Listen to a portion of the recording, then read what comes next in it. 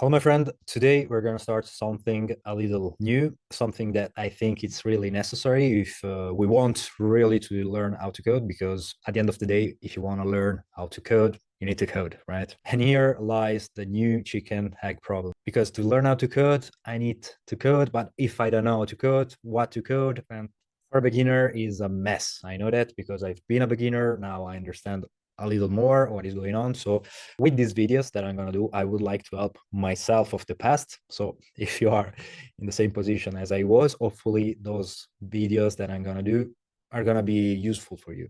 Myself, I need to sharpen my knowledge. You have to know how to code, practically speaking.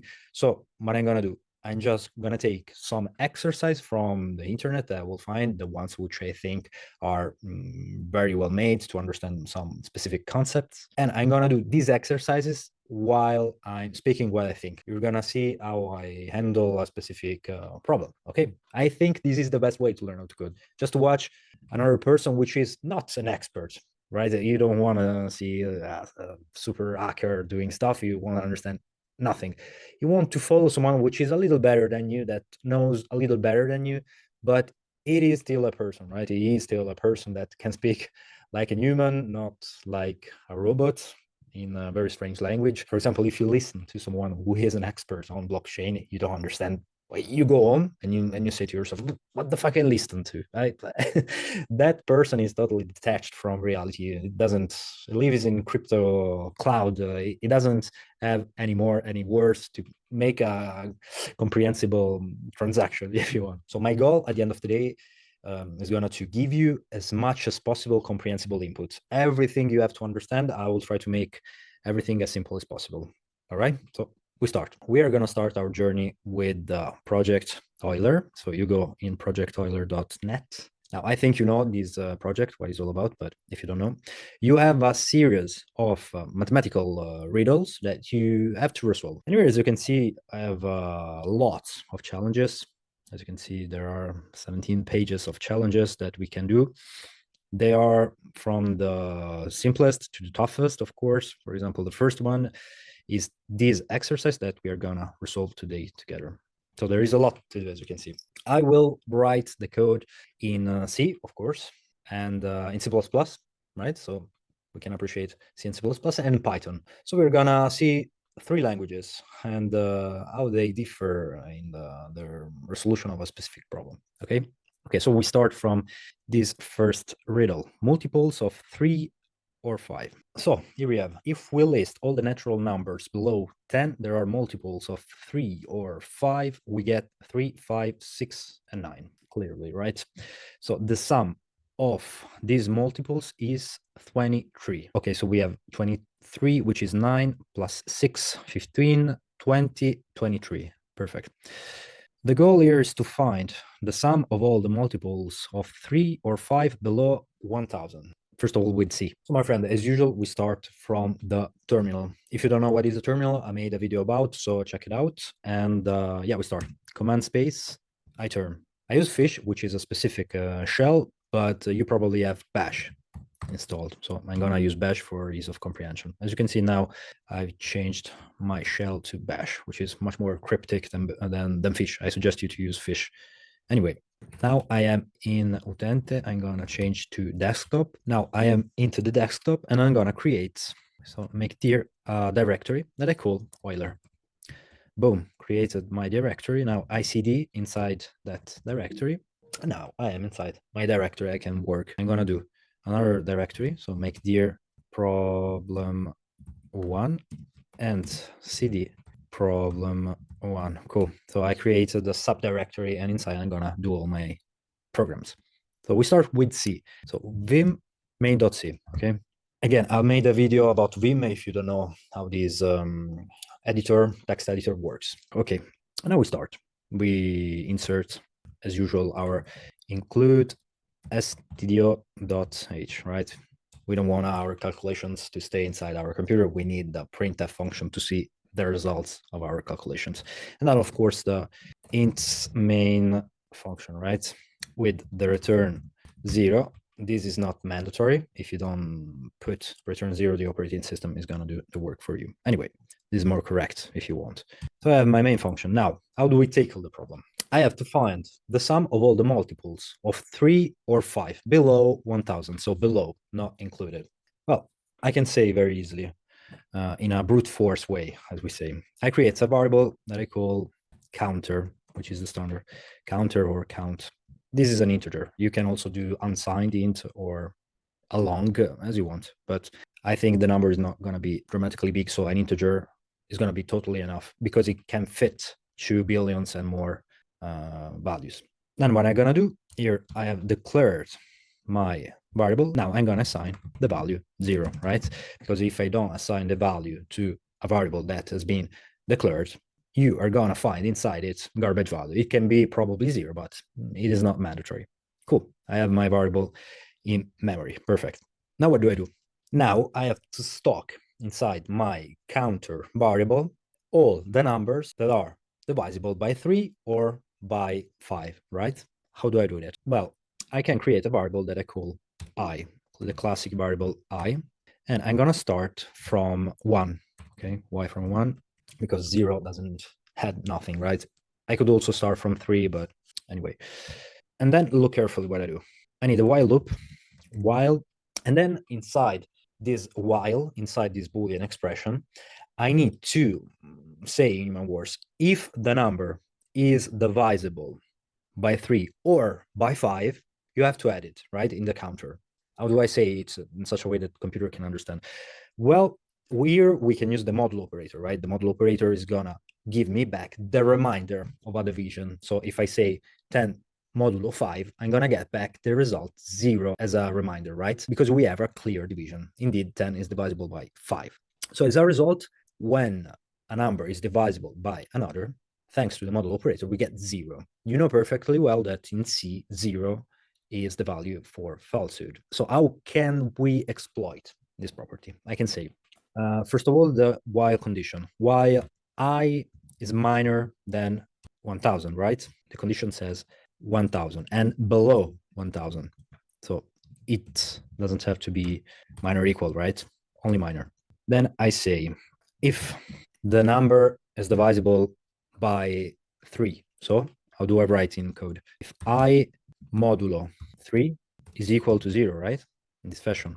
I use the braces here just to make extremely clear that this operation is going to be before the equality operation, but you know perfectly well that this is automatic. This is going to be performed before the equation. So we have I modulo 3 is equal to 0. In human words, if the number I is divisible by 3 in a clear way, okay? Or, right, the number is divisible by 5, so same logic, I modulo 5 equal to 0, right, my friend? Then here I press, look how I use Vim, ask, open, so I go immediately down with the tab. What do I have to do here if this condition is true? Well, you have to increase the counter, right? So you say count plus equal I, right? Here is like to say equal count plus I. And that's the same thing. It is just more elegant to write like this. Do you agree? Okay, so every time in the loop I stumble upon a number which is divisible by 3 or by 5, increase the counter. Easy peasy, right, my friend? Then here I press ask O to open and go in the next line. Of course, I have to increase I. Boom. I increase I with the prefix operator. And then that's it, my friend, right? The loop is gonna go on and on and on. It's gonna check for every I. If that I meets this condition, then eventually it's gonna increase the counter variable with the respective I. That's it. So here we have the data structure problem part. Here we have the algorithm part. And then we just have to see the results of our algorithm, of our operations. So we use printf. Then the results of our riddle is %d, new line. Okay. Then here we just put count. Cool. What do you think? I think we have finished with this problem. Do you see any bugs? Let's try to launch and let's see what happens. So as usual, we compile our code, gcc main.c, compiled, and then we launch a.out. So the result of our riddle is this number. We're going to copy it and we're going to plug inside our answer. And let's check if it is correct. All right. This problem has a difficulty rating of 5%, of course. This is Very simple, I guess. Yeah, perfect, my friend. Let's go back to the archive. Every time we finish an exercise, we get this PDF that contains some tricks to make the program more effective. So you will see when you're gonna solve the exercise by yourself. And another important thing that it's very, very useful is that all the people is sharing their code. So you can really see a lot of stuff related to this problem. As you can see, people is writing in assembly code, this stuff, which is crazy. Assembly code is just very, very low level. Essentially, it's the machine. You're telling, take this number in location memory X and put inside this register B. Crazy. So we can also see the assembly code of our little program. You just do this command, obj dump D, that stands for disassemble, and our executable, which is this one. Boom.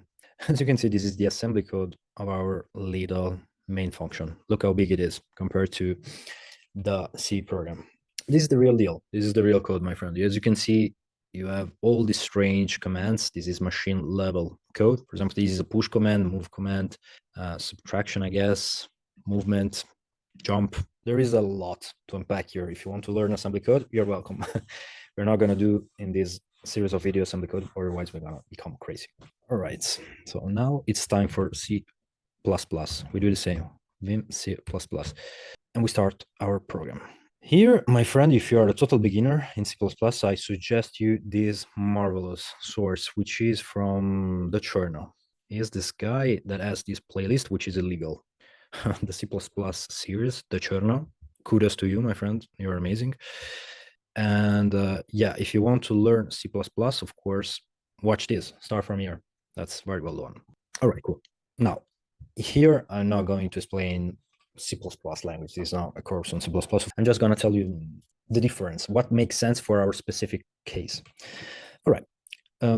C++ is just a superset of C. Namely, every code in C is good even in C++. The code we just wrote in C is good in C++. Here, the difference immediately that you can see is this one. You have to include a file which is called IOStream. This is like the standard input-output of the C programming language. In C++, we don't have the .h at the bottom, as you can see. Here, this is wrong because in C++, the engineers allegedly has decided that it was better to not have .h at the bottom to make extremely clear that this is a C++ header file. As you can see here, I found a response about this riddle in Quora that you can watch. I will link in the description, but essentially it was just to make extremely clear that header files without nh were for C++. So long story short, include IOStream if you want to use the printf function of C++. Then the function is the same, my friend. I have int main, and then we do the function return 0, which is not necessary. So this time we're going to delete. And we start. Basically, the problem is the same as before. So we're going to do int count this variable as the value 0. Okay. Then we declare another variable, which is I. This time we are going to start from 3. That's the exact same thing. So now I have my count variable, my high, and then I do essentially what I did before. So while I is minor than 1000, ask open curly braces. Then my condition, if what? If the number divided by 3 or the number I divided by 5 is clearly divisible. So this time I'm gonna exploit another operator, which is the bank, the exclamation point operator. How can we use that? Let's understand very well. I say if I modulo 3. This operation, you know very well that is gonna yield 0 if the division is clear. 3 modulo 3 is gonna give me back 0. So I can exploit that value as a truth or false. I just simply say if I modulo 3, 0, the result, and then I'm going to invert it, right? I'm going to invert thanks to the bank. So the result of the modulo operation is going to be exploited as a Boolean value directly. I don't have to use equal 0. I just reverse with the bank. I think this is an elegant way of approaching Boolean expressions. And then the same, or I just copy this one, and then I passed, here I put 5. Ask open, and then what do? As usual, count plus equal I. And then at the end, I just have to increase I.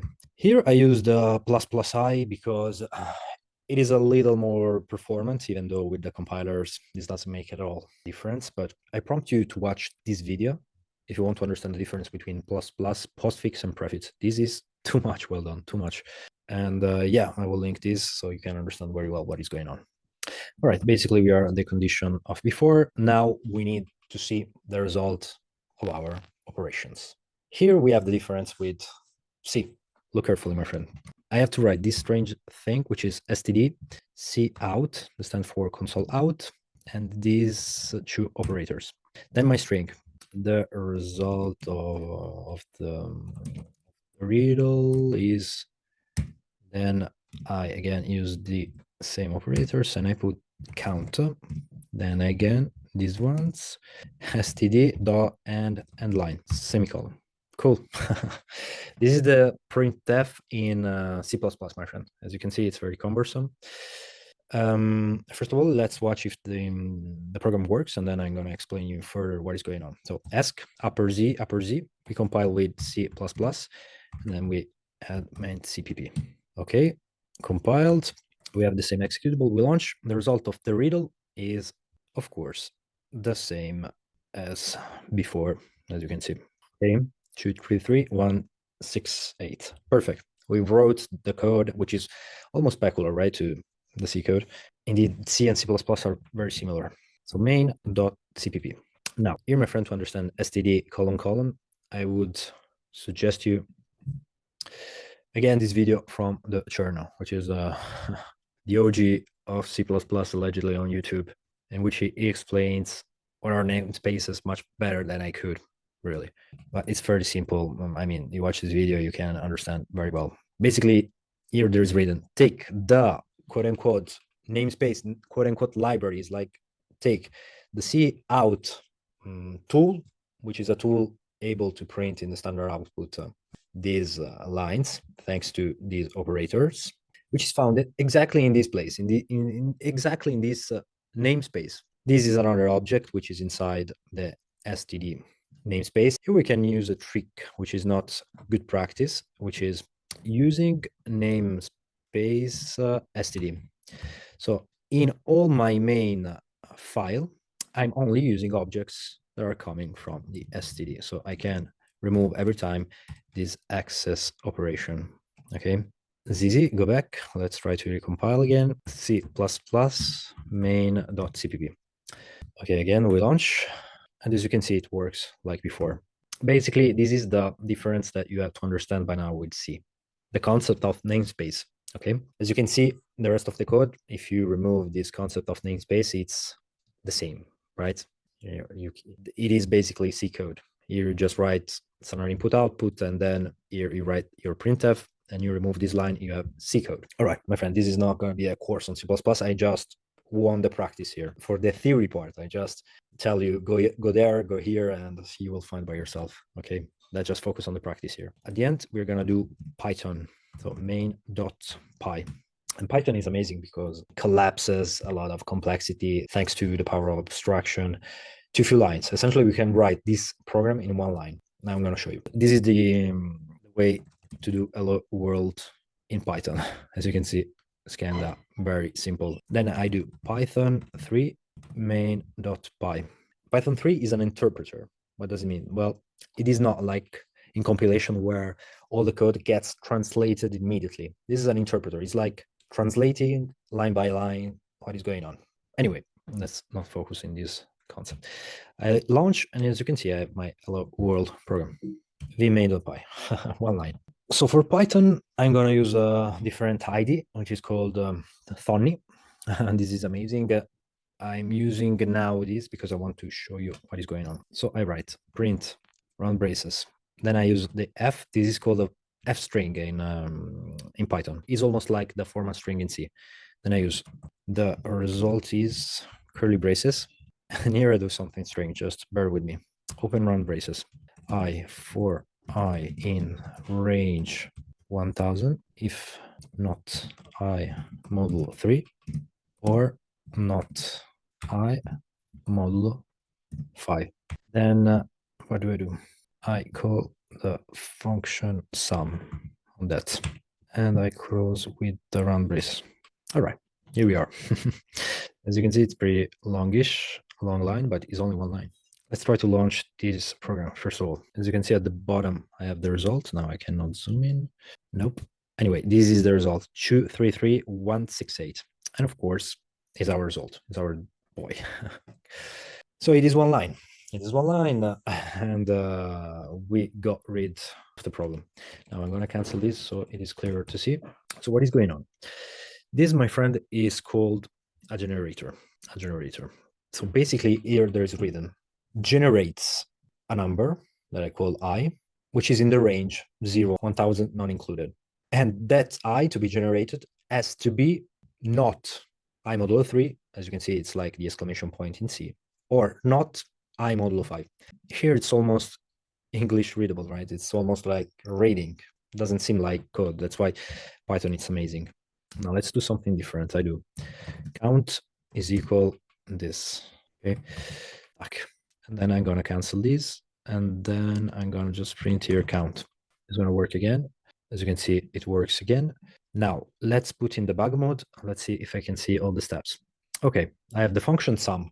The function sum, it's part of the core language Python. As you can see, I don't need to include anything to use the function sum. So you just go in this page, Python built-in function, v3 school. And you can see a lot of functions that you can use. They're part built in the language itself. This is not something which is in C, for example, right? We cannot use these functions as part of the language. We have to include always some header file. As you can see, I'm using the function sum. It's pretty silly. The function sum is returning the sum of a series of numbers generated. Anyway, you can watch by yourself. So I have the function sum that takes as an input this generator. So search what is a generator in Python. There is a page which is amazing, which is a real Python. This one, nope. Anyway, you can go on Medium. There is plenty of good places where you can watch what is a generator and understand better what is going on. Now we are using a generator. So I point you to your culprit. Let's watch what it's doing. So I do step into. First of all, it's going to resolve this range 1000. Range is a function that is giving me back an iterating object filled with numbers. All the numbers from 0 to 999. A big list to be simple. So we go on. I have this generated object. Now we're going to understand what is going on. So I have I for I in range 1000. So this range 1000, you can perceive like a list, an array from 0 to 999. And then every time I have this loop, see, it's going to search for a value which satisfies these conditions. So I for I in range. It's going to say, give me the variable I. Where do I find this variable I? You can find in this range. So every time it's going to take one value from that range, which is from 0 to 999. And every time it's checking that I if passes these tests. If these tests are going to be passed, the return value is going to be that specific I, which is going to be summed. So every value that passes all the tests is going to be summed thanks to the function sum. And this goes on and on and on. As you can see, all the time we have a value that is passing the test. For example, now we have 10, then we have 12, then we have 15. You understand, right, my friend? We go on until we have finished the iteration that we just print the value. So this is Python. This is Python, which is fantastic because you can do a lot of stuff. It maximizes productivity a lot. You can get a lot done with few lines of code. The downside of Python is that it's not very fast compared to C. There's not a chance. Anyway, we solved our first riddle. All right, we see you on the next one. Thank you for watching.